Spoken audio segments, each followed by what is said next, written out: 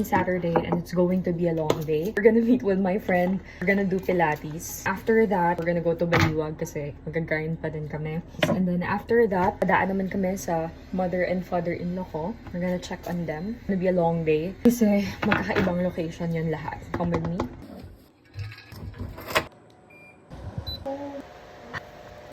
Let's go.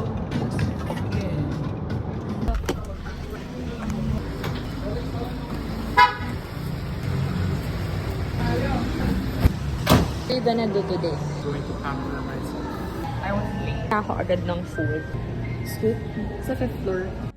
Baby, let me be your man for the rest of my life, for the rest of us, for the rest of my life. It's 2:48 p.m. Ito na nga po kami sa Pampanga.